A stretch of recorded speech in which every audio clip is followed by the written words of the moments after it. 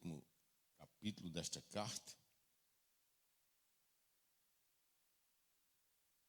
Uma meditação doutrinária, que você esteja atento.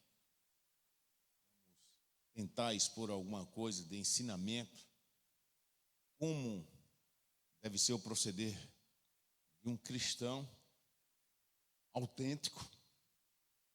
No século XXI, nessa idade contemporânea, algo muito escasso, mas nós precisamos fazer essa imitação de Cristo.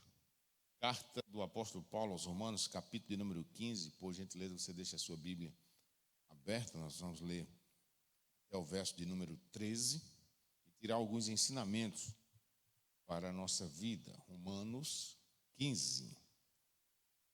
Amém? Ora, nós que somos fortes devemos suportar as debilidades dos fracos e não agradar-nos a nós mesmos. Portanto, cada um de nós agrade ao próximo no que é bom para edificação, porque também Cristo não se agradou a si mesmo. Antes, como está escrito, as injúrias dos que ultrajavam caíram sobre mim. Pois tudo quanto outrora foi escrito para o nosso ensino, foi escrito a fim de que, pela paciência e pela consolação das Escrituras, tenhamos esperança.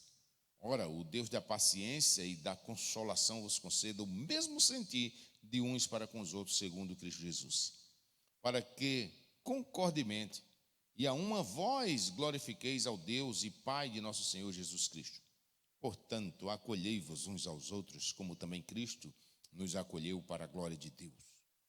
Digo, pois, que Cristo foi constituído ministro da circuncisão em prol da verdade de Deus, para confirmar as promessas feitas aos nossos pais, para que os gentios glorifiquem a Deus por causa da sua misericórdia, como está escrito.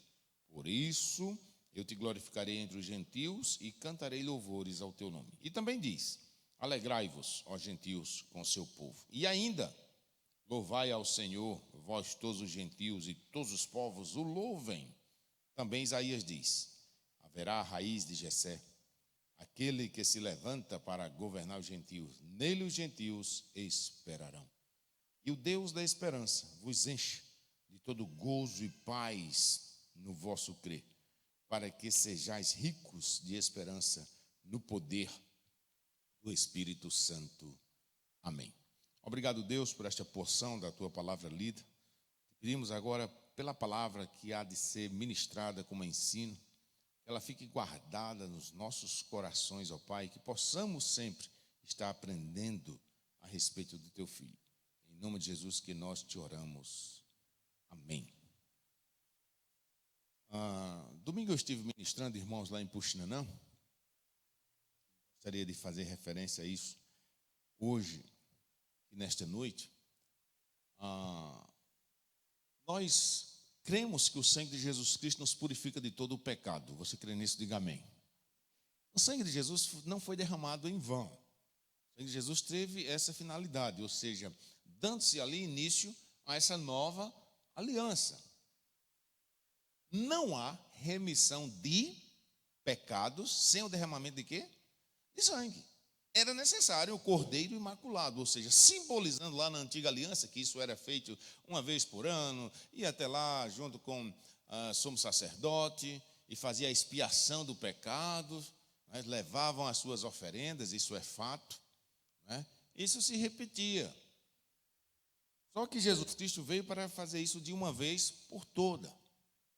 Porém, o grifo que eu quero fazer é que muitos estão se equivocando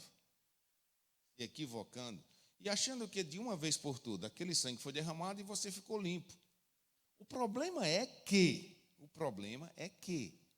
nós temos a essência do pecado em nós, inserida, impregnada em nós. E isso só vai sair de uma vez por todas nessa segunda vinda de Jesus. O próprio apóstolo Paulo adverte a igreja de Corinto dizendo, quando tivermos corpos o quê? Transformados ou glorificados. Corpos transformados e glorificados é o corpo que não vai ter a corrupção. É um corpo que não vai ter essa situação em que vivemos. Foi o que aconteceu com Jesus Cristo na sua ressurreição. Não foi um fantasma, porque houve o toque. Ele ser um corpo que glorificado. Então, significa que o sangue de Jesus Cristo, prestem atenção, tem que fazer parte do nosso banho espiritual, da nossa lavagem espiritual todos os dias. Amém, irmãos? Se você entende, diga amém, em nome de Jesus. Então, todos os dias que você pede perdão dos pecados, você está pegando aquele sangue e tomando um banho. Você toma o seu banho convencional. Pelo menos, no mínimo, no dia você está tomando um banho. Eu acredito nisso, porque a gente não está aqui com a igreja cheia de cascão, né? Principalmente nesse tempo de pandemia. Vai tomar no mínimo um banho, se não tomou, está doido para chegar em casa e tomar um banho, né? Então, na nossa vida espiritual, como pecadores, nós precisamos ter essa limpeza espiritual através do sangue de Jesus. Isso nos leva o quê? A comungarmos, a estarmos juntos, pegando subsídios espirituais, né? Porque a gente precisa desse abastecimento. Duvido, aquele que não se preocupa em de vez em quando estar dando uma carga no seu celular. Nem que seja lá quando chega de noite, bota o celular para carregar. Já notaram que a maioria dos comércios, dos restaurantes, lanchonetes, aeroporto, nem se fala. Quando você se vira, logo você vai encontrar o quê? Uma tomada. Agora é praxe. Lá nas cadeiras do aeroporto, nas rodoviárias, já tem ali as tomadinhas. E para que as tomadas? Para você já colocar o seu o quê? Carregador. Sempre está lembrando de dar uma carga no seu celular, porque ele passou a fazer parte do cotidiano. O celular hoje é um escritório ambulante. As transações financeiras, os pagamentos de conta feitos pelo celular. Porém, nós não podemos esquecer que a nossa vida espiritual também precisa dessa carga. Amém, irmãos? E quando o apóstolo Paulo está dizendo que nós devemos ter esse entendimento dessa imitação de Cristo, ele inicia esse capítulo 15, ou esse parágrafo aí, dizendo: ora, nós que somos fortes, devemos suportar as debilidades dos fracos e não agradar-nos a nós o quê? A nós mesmos. Irmão, me diga uma coisa, raciocine aí. Tem como um fraco, raquítico, já caindo, não consegue nem andar, dar suporte a uma pessoa que está caída para essa pessoa se levantar? Tem como? Não tem. A palavra de Deus vai dizer que se um está fraco, se um cair, o outro vai fazer o quê? Lá no Ligeiro eu falei muito rápido pregando nisso. Eu disse: irmão, se um cair, o outro faz o quê? Cai junto. Ele está repreendido, né? Está repreendido. Se um cair, o outro levanta. Porém, para que esse outro possa levantá-lo, ele precisa estar o quê? Forte. Uma vez uma irmã veio falar comigo, que uma irmã foi pedir oração a ela. Pastor, estou aqui toda a expressão do nosso Nordeste, encabulada. Por quê, irmãs? Ela veio pedir oração por um problema dela. Quando contou o problema dela, o meu é pior 10 vezes do que o dela. Né? É pior. Como é que eu vou ter força para orar para que Deus abençoe ela? Eu vivenciando e vivendo praticamente a mesma coisa. A gente precisa, meus irmãos, estar sendo forte para a gente poder suprir a necessidade do outro. E a gente precisa repassar isso. Não podemos querer só para nós. Precisamos repassar, repetir o verso primeiro. Ora, nós que somos fortes. E aí você vai fazer a introspecção. Você está sendo forte? Antes de eu sair para a igreja, 5 minutos antes de eu sair, liga uma irmã para mim, chorando aos prantos. O que foi, Rejanes? Agora de 3 horas da tarde, eu fui demitida do meu emprego de 13 anos. Tenha paciência, tenha calma. É fácil, a gente procura ter a palavra certa, mas ela que está o quê? Sentindo. Eu tive que ser forte para dar uma palavra para aquela irmã. Agora imagine se eu tivesse sido um desempregado também no mesmo instante. Dá para o irmão imaginar? Vamos segurar aqui na mão que nós estamos juntos aqui no mesmo barco. A gente precisa ter fortaleza. E eu estou dando esses exemplos, mas você sabe que às vezes você mesmo passando, você tem que ter força. Faço sempre referência à minha mãe, porque via situações que passava e as vizinhas e pessoas da igreja não chegavam assim, tenha fé. Eu dizia, meu Deus do céu, olha para isso, tenha fé, Deus proverá, vai ser resolvido em nome de Jesus. Então nós precisamos, irmãos, ser esse suporte. Não é? Nós não vamos elencar a nossa situação, dizer, como eu vou ser? Eu vou ser, porque o meu Deus que eu creio é muito e muito maior do que eu, e Ele pode me dar força, amém, irmãos? Portanto, verso 2, cada um de nós agrade ao próximo no que é bom para a edificação. O egoísmo impera. Século XX, nesse tempo que entra, o egoísmo ele está demais. E quando a gente olha para esse verso 2, isso tem que cair por terra. A maior lição de humildade toda a Bíblia Sagrada, Jesus Cristo, Filho de Deus, Filho do Altíssimo, vivia no lugar santo. Se fez o quê, irmãos? Eu já disse essa palavra, está na Bíblia, tem irmãos que ainda se fez maldito. Se fez maldito. Pastor Jesus Cristo foi maldito? Sim. Ele se fez, ele se entregou a isso. Todos os que eram crucificados eram malditos. Eram aqueles que estavam, de fato, à margem da sociedade. Ele fez isso por mim e por você. Então, a maior lição de humildade do meu Jesus. E a lição de hoje à noite é imite Ele. Nilson, eu tenho que rever alguns conceitos. Você precisa rever alguns conceitos. Por quê? Pasmem, tem pastores aí que estão falando algumas aberrações. Recentemente tem um aí que quer mudar até a Bíblia, Caio? Hein, Márcio? Vamos fazer aqui uma revisão, pegar os profetas da atualidade, os estudiosos, os teólogos, e vamos fazer uma revisão aqui. Vamos botar ela na nossa idade contemporânea, tá arcaica, alguns conceitos não cabem mais. Isso chama-se heresia. Heresia. Cuidado. Muitos irmãos, às vezes, leem um texto da Bíblia ou versículo isolado, quer fazer daquilo ali uma regra, uma prática. Cuidado, em nome de Jesus Cristo. Um texto sem contexto é pretexto para a heresia. Esse texto precisa ter um contexto. Eu fico cismado. Já vi algumas vezes alguns irmãos leem um verso até para abençoar alguma coisa, onde tem uma vírgula, não tem um ponto e vírgula. Não conseguiu nem ver o raciocínio daquele parágrafo direito, mas já para por ali. Precisa ter esse cuidado. O verso 13 diz, porque também Cristo não se agradou a si mesmo, antes, como está escrito, as injúrias dos que ultrajavam caíram sobre mim. Palavras do próprio Jesus Cristo. Ele pegou o peso, pegou todo o peso para ele. Nós precisamos, irmãos, repito, rever alguns conceitos, amar mais, ser mais sincero. Nós estamos com medo, preste atenção nisso que o pastor Nilson vai dizer, nós estamos com medo de ser sinceros, porque a gente quer agradar. A gente fica falando algumas palavras. Eu ainda estou aqui meio adoentado desde segunda-feira, porque eu acho que eu fui sincero demais em algumas palavras numa reunião.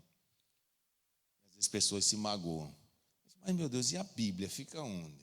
Nós precisamos ser diretos, ser incisivos, porque o manual de regra de fé e de prática é a palavra de Deus. Eu não posso fugir disso.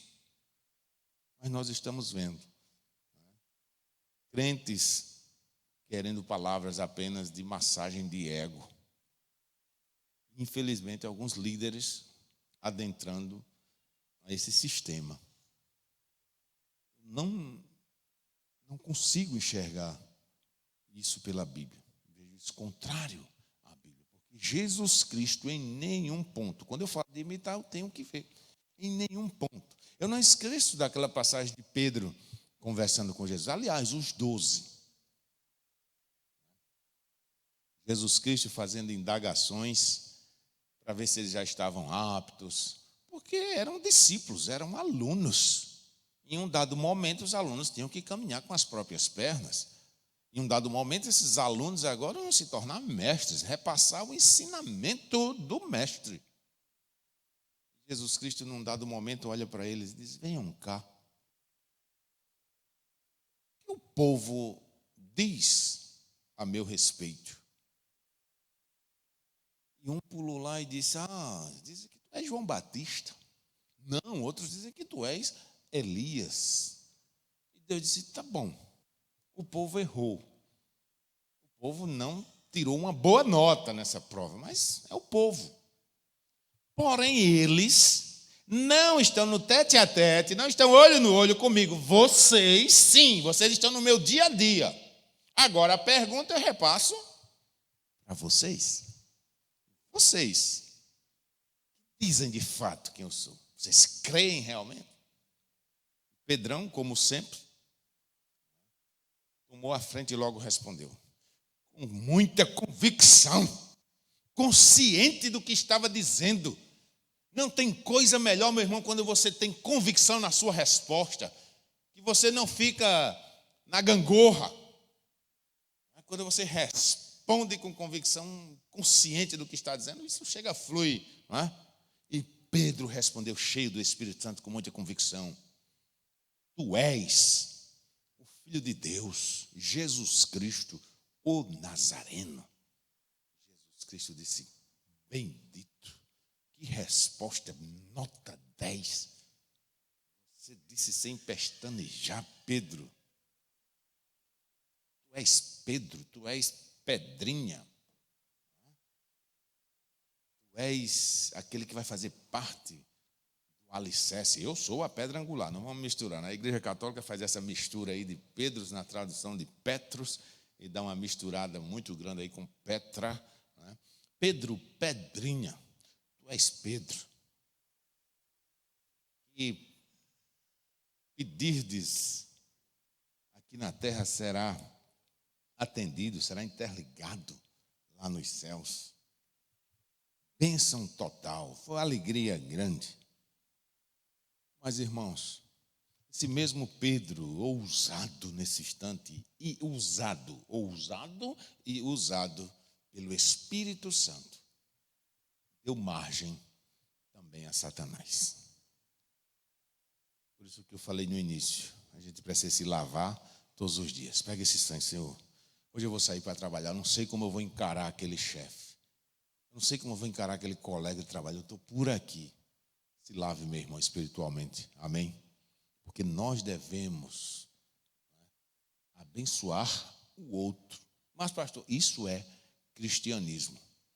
Muitas das vezes, sendo injuriado, ultrajado, problemas vindo para cima da gente, mas isso é o cristianismo. Pedro deu espaço a Satanás. Quando Jesus Cristo vê que eles já estavam aptos com a resposta a caminhar, e a Jesus Cristo disse: então agora eu vou dizer que eu tenho que partir. Eu vou dizer que eu não vou estar o resto da vida aqui terrena junto com eles. Jesus Cristo disse: vou passar por isso, ser injuriado, vou ter morte e N coisas. Logo Pedrão, que amava tanto Jesus Cristo, né? Aquele brutamontes, aquele sanguíneo. Irmãos, falei isso várias vezes, já falei até na classe lá dos jovens, né? Sempre recorro a essa lei da física, só para exemplificar. 2 corpos não podem ocupar o mesmo lugar ao mesmo tempo. Jesus Cristo já disse: ninguém pode servir a 2 senhores. Ou vai amar um, ou vai amar outro. Um grande pregador disse: dentro de nós há 2 galos de briga. Dentro de nós há 2 galos. E o que vence é o que você alimenta, o quê? Mais. Você entendeu? O que vence é o que você alimenta mais. E às vezes nós estamos alimentando o que dentro de nós? Ódio, rancor, raiva, a gente está alimentando esse galo. Se esse galo aí é alimentado, é um galo maléfico. Não é?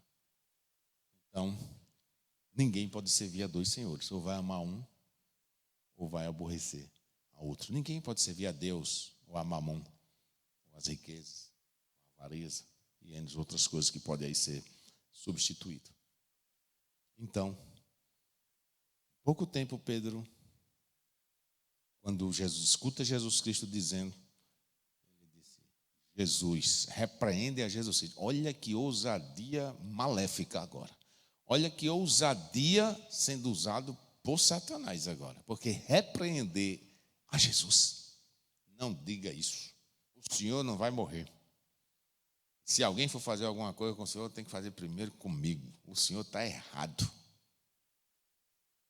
Jesus Cristo, evidentemente, sabia que Pedro estava sendo usado. O que é que eu quero mostrar com isso? Que às vezes a nós, autoridades, a pastores, a líderes, está faltando olhar para o irmão e olho no olho e dizer, você está errado, se corrija.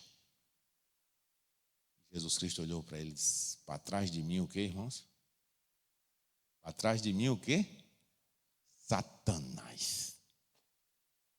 Eu sempre rio quando eu vejo isso. Imagina um pastor dissesse isso com um irmão, ele apontava o dedo para o pastor, ou não ficava na igreja, ou ia até para a justiça, ele está me chamando. Era uma situação aí complicada.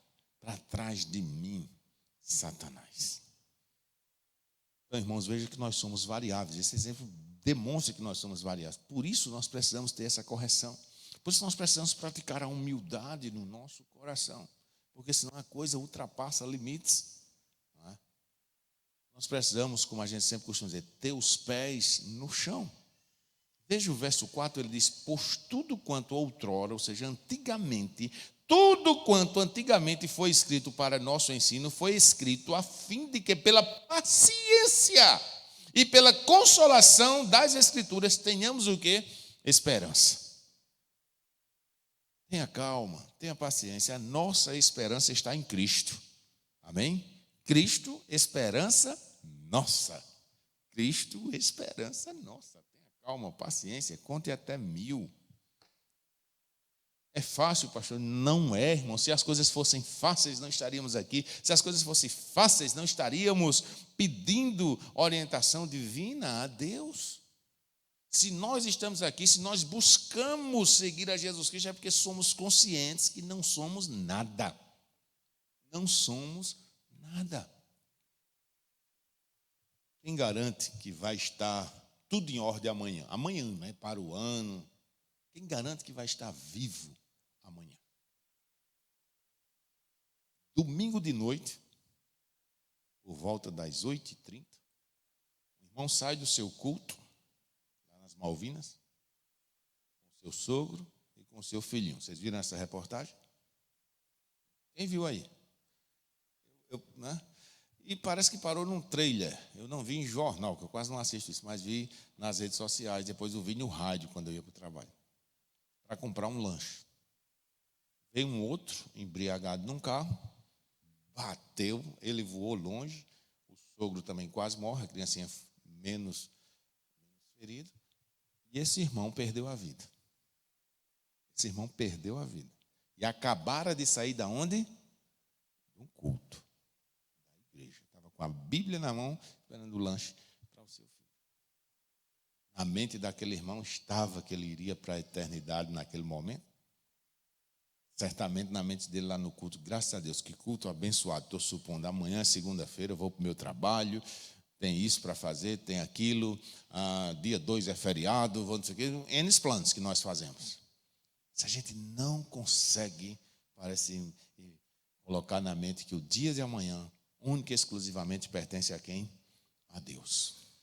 Vamos praticar essa humildade, essa simplicidade, pedir força a Deus e ir caminhando. Verso 5 ele diz, ora, o Deus da paciência e da consolação, vos conceda o mesmo sentido de uns para com os outros, segundo quem? Cristo Jesus. O Deus da paciência. Deus da paciência. E eu dizia muito para os irmãos pedirem força. Depois que conversei com a irmã, eu digo, Deus dá paciência, peça paciência. Porque a gente tem mania de dizer, peça força, né? É aquela irmã que vem pedir o conselho chateada com o marido, a confusão grande dentro de casa. O que é que eu faço, pastor? Irmã, peça força a Deus. Peço não, porque se Deus me der força, eu quebro a cara dele.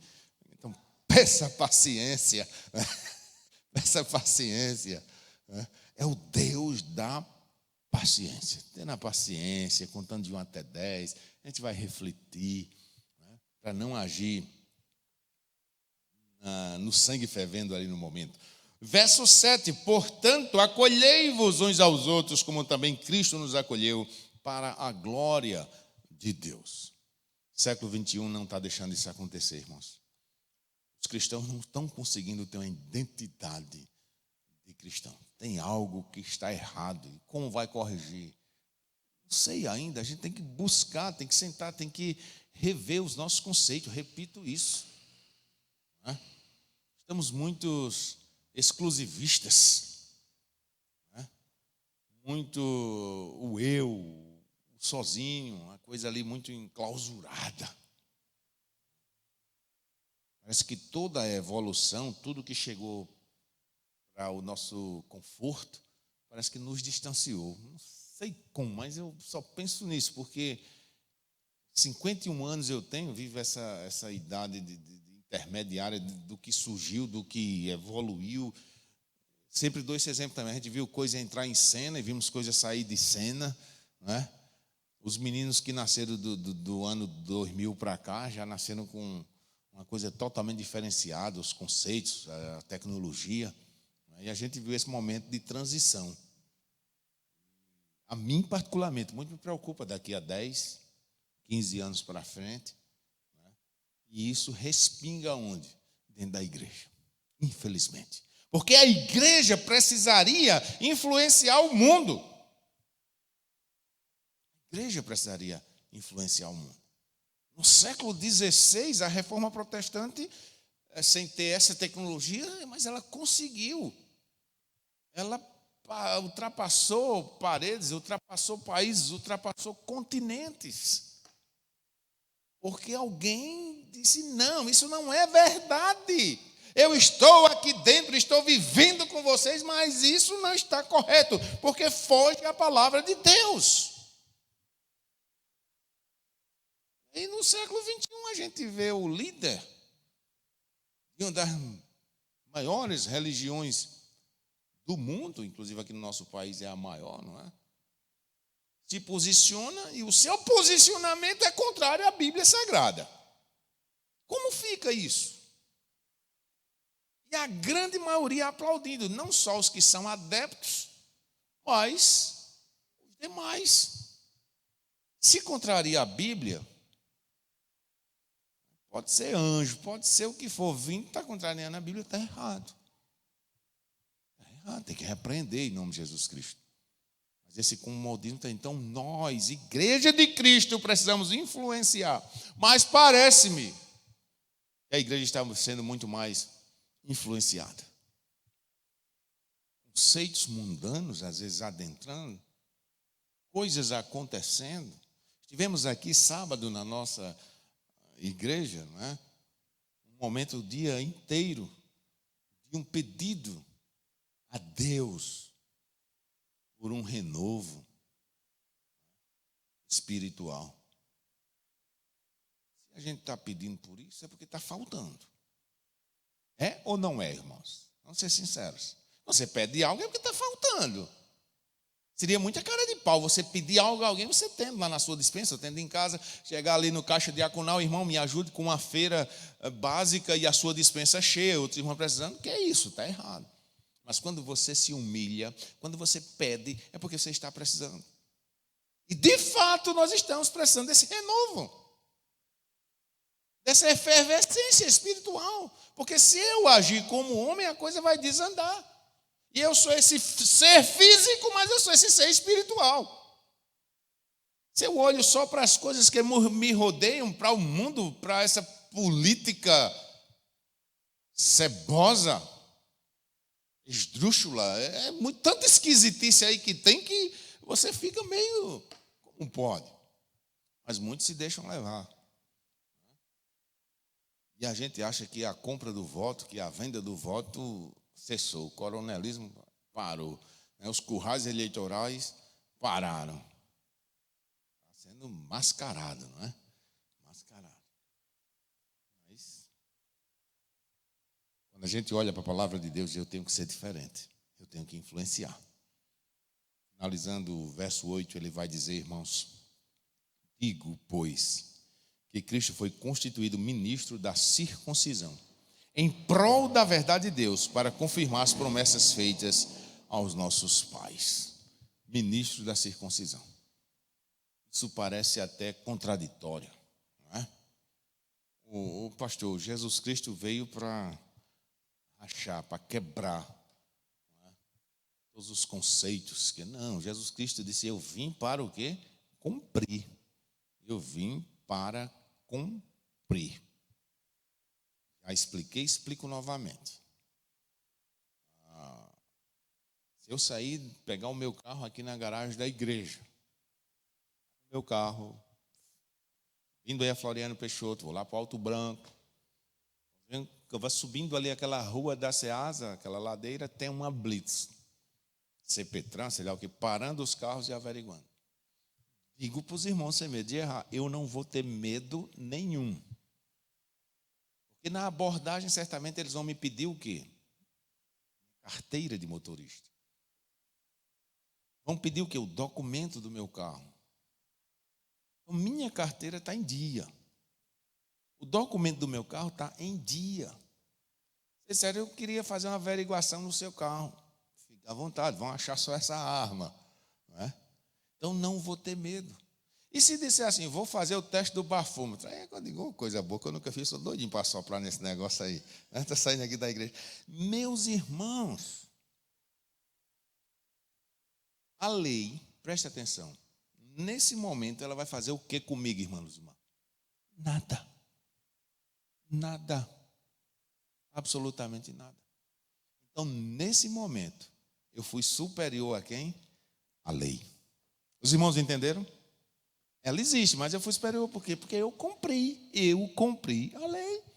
Ele vai ter que me dizer, o senhor pode ir, me dar uma boa noite, não vai poder fazer nada. Eu cumpri a lei. Os irmãos entenderam? Diga amém. Jesus Cristo cumpriu a lei. Então ele cumpriu. Então ele foi superior a quem, irmãos? A lei. Portanto, verso 8. Digo, pois, que Cristo foi constituído ministro da circuncisão. Circuncisão é um ato que acontecia na lei passada. Mas era um ato o quê? Físico. Era um ato físico. Nós sabemos como era todo o ritual da circuncisão. A criança, 8º dia, prepúcio ali do penizinho da criança, e fazia todo o ritual. Depois nós vamos entender que na nova aliança, essa circuncisão é feita onde, meu irmão? No coração. Não uma parte física que vai demonstrar que eu sou um cristão ou não. Mas os meus atos, minhas atitudes, minha maneira de ser. Amém, irmãos? Que Deus nos abençoe em nome de Jesus Cristo. Que possamos praticar a humildade no nosso coração. Que possamos imitar cada vez mais ao nosso Senhor e Salvador Jesus Cristo. Você foi abençoado? Amém. Então guarda essa bênção aí no seu coração. Fiquem de pé. Nós vamos assim